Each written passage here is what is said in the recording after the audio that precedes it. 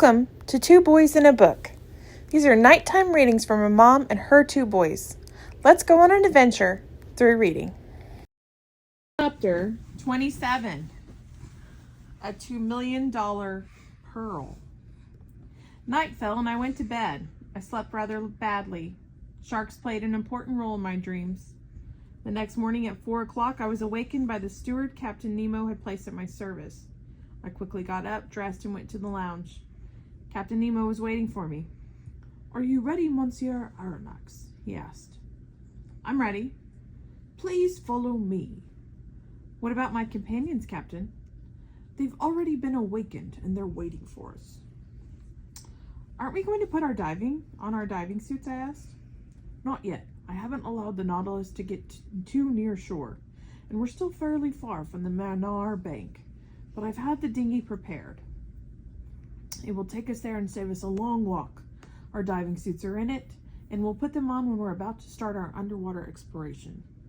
Captain Nemo led me toward the central companionway leading up to the platform. Ned and Conseil were there, delighted by the pleasure trip they were about to take. The dinghy was tied alongside the Nautilus, and 5 sailors were in it with their oars in place, waiting for us. It was still night. Patches of clouds covered the sky, and I could only make out a few stars. I looked toward the land, but I saw only a vague line running along the 3/4 of the horizon from the southwest to the northwest.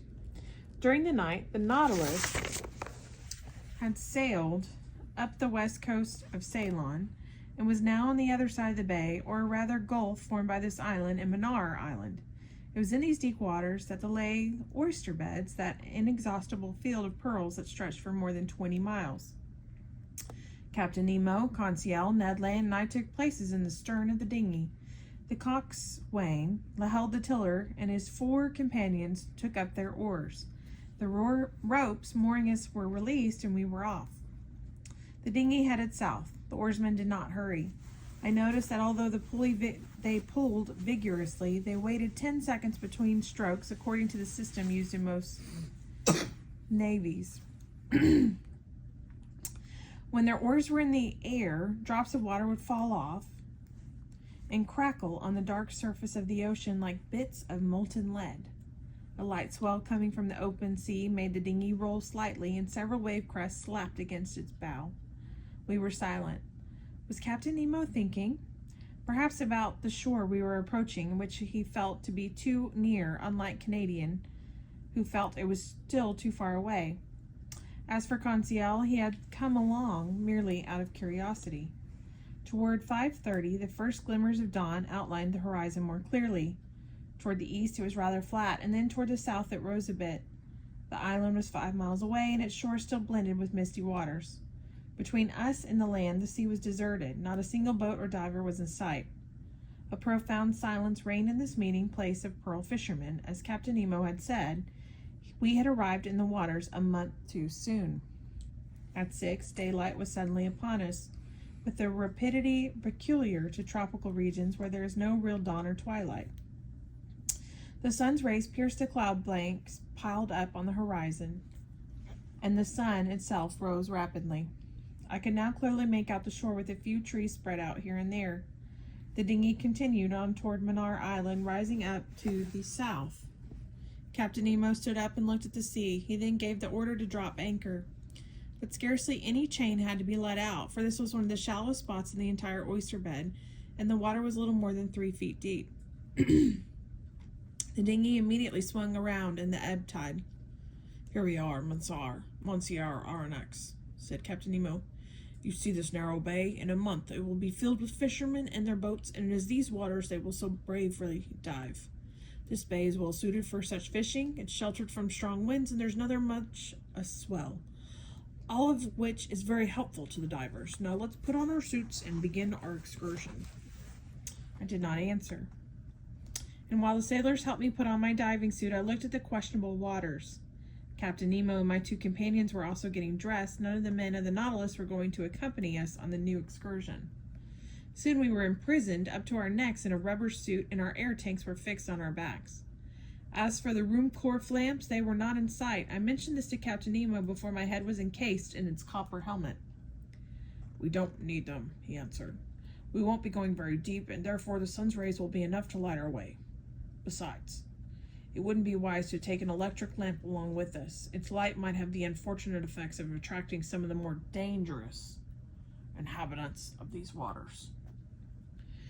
As Captain Nemo said this, I turned to Conseil and Ned Land, but their heads were already inside their helmets and they could neither hear nor answer. I had one last question to ask Captain Nemo. "What about our guns?" "Guns? What good will they do? Don't you mountaineers attack bears with a dagger? Isn't steel safer than lead? Here's a sturdy knife. Put it in your belt and let's be off." I looked at my companions. They were armed like us, and more. Moreover, Ned Land was wielding an enormous harpoon he had put in the dinghy before leaving the Nautilus. I then followed the captain's example and allowed my heavy copper helmet to be put on. Our air reservoirs immediately started functioning. A moment later, the sailors helped us overboard one another, and we found ourselves standing on a sandy bottom in about 5 feet of water. Captain Nemo motioned for us to follow him. We went down a gentle slope and disappeared below the surface. Once I was underwater, my fears vanished. I became astonishingly calm. The ease with which I could move increased my confidence, and the strangeness of the spectacle captivated my imagination. The sun was already lighting up the water enough to make the tiniest objects visible. After walking for 10 minutes, we found ourselves at a depth of 16 feet and a terrain leveled off almost completely. Schools of strange fish of the genus Monotepteridae, whose tail is their only fin, flew up from beneath our feet like flocks of snipe in a marsh. I also recognized a Java fish, a veritable 2.5-foot serpent with a pale belly, which, except for the golden stripes on its side, would be easy to mistake for a conger. Among the genus Stromatidae, characterized by a short, compressed, oval-shaped body, I noticed some species decked in gorgeous colors, carrying their dorsal fin like a scythe. These fish are edible, and when dried and marinated, they make an excellent dish known as the caracolade.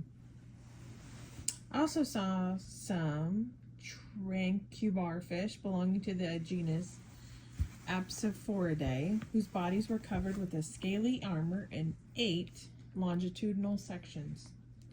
The sun lit up by the waters more and more as it slowly rose in the sky. The terrain changed little by little. The fine-grained sand had given way to a veritable paving. The smooth rocks covered with a carpet of mollusks and zoophytes. Among other specimens of these two subkingdoms, I noticed some placinae with their thin, unequal valves, a kind of oyster found only in the Red Sea and the Indian Ocean. Orange-colored lucinae with their round shells, all-shaped Terabellium, several of those Persian papura, which are furnished a marvelous dye for the Nautilus, horned murices, 6 inches long, erect in the water like hands ready to seize us, cornigerous turbinellae, bristling with spines, lingonulae, antennae, an edible mollusk found in the markets of Hindustan, somewhat luminous, Pelgean Panopiae, and finally superb flabelliform Oculinae, marvelous fans which form one of the most remarkable tree-like growths in the oceans. In the midst of these living plants and beneath these arbors of hydrophytes ran legions of clumsy articulata, many frog crabs whose shells shaped like a somewhat rounded triangle, burgee found only in these waters, and horrible, repulsive-looking parthenopes. Another no less hideous animal which I met several times with us was that enormous crab Darwin saw, a creature which nature has given the instinct and necessary strength to live off coconuts. It climbs up trees next to the shore, knocks down a coconut which breaks down upon hitting the ground, and then opens it with its powerful claws. Here, beneath the clear water, this crab scampered about with unbelievable agility, while green turtles of species commonly found off the coast of Malabar moved slowly among the tumbled down rocks. Toward 7 o'clock, we finally reached the area where pearl oysters reproduce by the millions. These precious mollusks were clinging to rocks stuck by brown byssus, which prevents them from moving about. In this, they are inferior to mussels, who can move around to a small extent. The pearl oyster, the Meleagrina, whose valves are more or less equal, has a round, thick shell with a gnarled exterior. Several of these shells were marked with green bands radiating down from the top. These were the young oysters, but those that were black and rough were almost 10 years old and measured as much as 6 inches in diameter. Captain Nemo pointed to an enormous mass of pearl oysters. And I realized that here there was literally inexhaustible supply, for nature's creative force was stronger than man's destructive instinct. But Ned Land, faithful to this instinct, was quickly filling his sack with the finest oysters. However, we could not stop. We had to follow the captain, who seemed to be taking paths known only to him. The ocean floor rose considerably, and sometimes I could raise my arm above the surface, then it would get deeper again. Often we would go around high rocks, shaped like pyramids. In the darker hollows of the craggy surface, large crustaceans were perched on their legs like war machines, looking at us with their set eyes. About our feet crawled Marinidae, Arsinae, and Annelidae, stretching out their antennae and tentacles. Just then a vast cave appeared before us. Hollowed out and picturesque pile of rock covered with a lovely tapestry work of underwater vegetation. At first it seemed to me very dark inside this cave. The sun's rays appeared to lose their strength little by little. Their vague transparency became only a dim, blurred light. Captain Nemo entered, and we followed. My eyes soon became accustomed to the relative darkness. I could make out natural pillars supporting a whimsical shaped vaulting and resting on a granite base like the heavy columns of the Tuscan architecture. Why was our strange guide taking us into depths of the underwater crypt?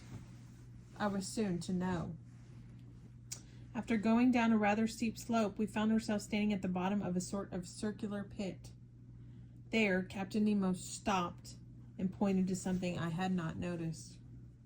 It was an oyster of an amazing size, a giant clam which could have made a holy water basin big enough to hold a lake. It was 7 feet wide and therefore even bigger than one of the Nautilus's lounge. I went over to this phenomenal mollusk. He was fastened to a slab of granite, living all alone in the calm waters of the grotto. I calculated that this giant clam must have weighed about 650 pounds. Such an oyster must have contained 35 pounds of flesh.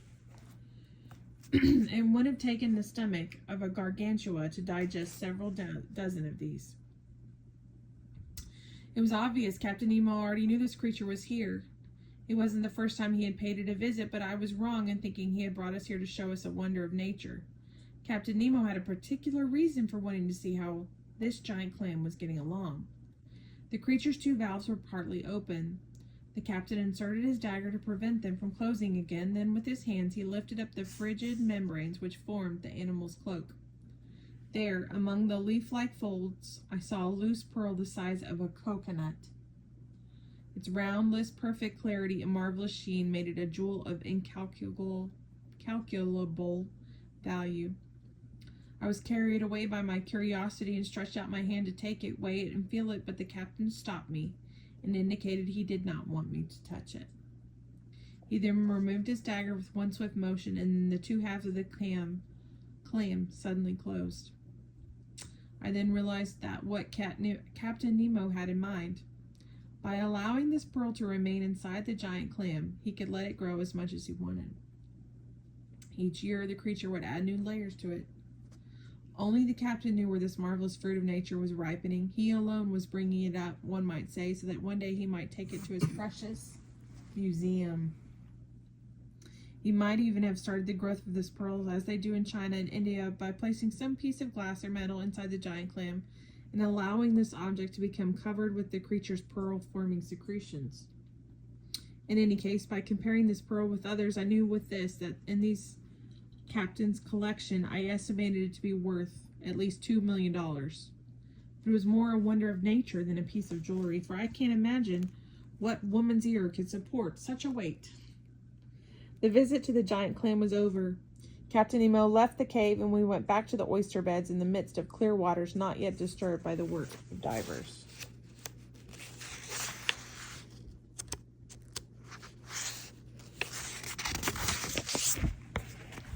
We walked alone, like people out for a stroll, each one stopping or wandering off whenever he wished.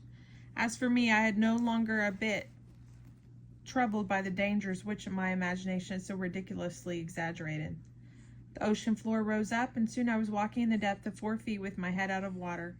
Conseil joined me, and putting his helmet alongside mine, made a friendly gesture with his eyes. But this raised plateau lasted only for several yards, and soon we were back in our element, for I could feel now a call. I could call it our element. 10 minutes later, Captain Nemo stopped suddenly. I thought we were going to start back, but no. He motioned for us to squat down beside him in a crevice.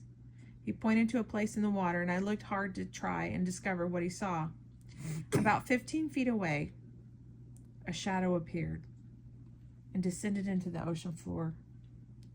The disturbing idea that it might be a shark crossed my mind. But I was wrong. And as yet, we were not face to face with one of those monsters of the deep. It was a man, a live man, a poor devil of a fisherman who had undoubtedly come to gather what he could before harvest time. I could make out the bottom of his rowboat, anchored several feet above his head. He would dive and then go back up time after time. A round stone which he clutched with his feet and which was tied to the boat by a rope helped him to get to the bottom more quickly. This was his only implement. Once down in about 15 feet of water, he would drop to his knees, fill his sack with whatever oysters lay at hand. Then he would go back up, empty his sack, bring the stones up, and then start the process, which lasted about 30 seconds, all over again. The diver did not see us. We were hidden in the shadow of a rock, and besides, how could this poor man ever have imagined the men, creatures like himself, were there beneath the surface, spying on him and observing every detail of his work? Every time he dove, he would only bring back 10 or 12 oysters, for they had to be torn from the rocks to which they were so strongly fastened. And then, how many of those oysters were completely lacking in those pearls for which he was risking his life? I watched him very closely. He went up and down in regular rhythm, and for half an hour no danger seemed to threaten him. I was therefore becoming very familiar with this interesting mode of fishing, when suddenly the man was kneeling down. I saw him gesture of fright, get up, and start back to the surface. And then I understood his terror. A gigantic shadow appeared above him. It was a huge shark moving in with fire in his eyes and his jaws open. I was paralyzed with horror, incapable of moving. With one powerful movement of his fins, this voracious creature shot towards the man, who jumped to one side and avoided the animal's bite. But he did not manage to avoid the tail, which struck him on the chest and knocked him flat on the ocean floor. This scene had lasted no more than several seconds. Then the shark came back, turned over, was getting ready to cut the man in two, when the captain suddenly jumped up next to me with his dagger in hand. He made straight for the monster, ready to fight it hand to hand. Just as the shark was about to seize the unfortunate diver, he saw his new adversary righted himself and swim rapidly to him. I can still see Captain Nemo's stance. Bracing himself for the struggle, he coolly awaited the formidable shark, and just as this creature was almost on him, he sidestepped with incredible speed, thus avoiding the jaws, and buried his dagger in the animal's belly. But it did not end there. A terrible struggle began. The shark almost seemed as if it were bellowing. Blood poured from its wounds. The sea turned red, and through this murkiness, I could see nothing. Nothing until through a clear spot in the water, I made out the brave captain clutching one of the animal's fins, fighting with it, riddling its belly with blows from his dagger, but without being able to finish it off, that is to say, strike it in the heart. The shark churned.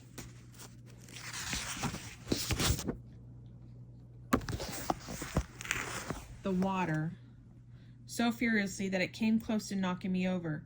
I would have liked to help the captain, but I was rooted to the spot by horror and could not move. I merely looked on with dread. I saw the struggle take a new turn.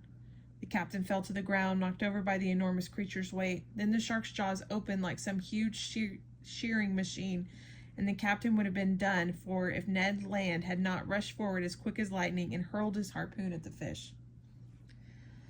Masses of blood darkened the water. The shark thrashed about with indescribable fury. Ned Land had struck home. This was the monster's death rattle. However, it struggled on, and in one of its horrifying convulsions, it knocked Conseil down. But Ned Land had freed the captain. The latter, unharmed, immediately got up and went over to the man, cut the rope tying him to the rock, took him to his arms. With one strong kick, brought him back to the surface. All three of us followed, and in a moment, feeling as if we had been saved by a miracle, we reached the fisherman's boat. Captain Nemo's first preoccupation was to bring the poor fellow back to life. I did not know if he would succeed. I was hoping in any case, for the man had not been under long, but the blow from the shark's tail could have been fatal. But fortunately, Conseil and the captain, giving him artificial respiration, he soon regained consciousness and opened his eyes. How surprised he must have been to see 4 copper helmets bending over him. But above all, must he have thought when Captain Nemo pulled a bag of pearls from the pocket of his diving suit and put them in his hand? The poor man accepted these alms from the man of the sea with a trembling hand. We could see by his startled eyes that he did not know what kind of Superman he owed both of his life and his good fortune. At a sign from the captain, we returned to the oyster bed and traced our steps. Within half an hour, we found the anchor holding the Nautilus dinghy. Once we were in the boat, the sailors helped us take off our heavy copper helmets. Captain Nemo's first words were spoken to the Canadian. "Thank you, Master Land," he said. "I was just repaying a debt," Ned answered. A vague smile played on the captain's lips, and that was all. "To the Nautilus," he said. The little boat sped over the water. Several minutes later, we came across the floating carcass of the shark. By the black coloring on the tips of its fins, I could see that it belonged to the terrible Melanopteron species of the Indian Ocean. It was more than 25 feet long, and its enormous mouth occupied a third of its body. By its 6 rows of teeth, I could tell that it was an adult. Conseil was looking at it in a purely scientific way, and I am sure he was classifying it quite correctly among the class of cartilaginous fish, or order of Chronodopterygidae, with fixed scales, family of Selaci, and genus of Squali. While I was looking at this inert mass, a dozen other sharks of the same species suddenly appeared about the boat. They threw themselves on the carcass and fought over the pieces without even giving us a thought. At 8:30, we were back on the Nautilus. Once we were there, I reflected on our excursion to the Minar beds. 2 thoughts inevitably came to mind. One concerned the captain's unparalleled courage, and the other his devotion for a human being, a representative of the race from which he was fleeing beneath the ocean. Whatever one might say, this strange man had not succeeded in entirely burying his heart. When I mentioned this, he answered in a somewhat trembling voice. "This man, Professor, lives in the land of the oppressed, and to that land I still belong and shall till the day I die."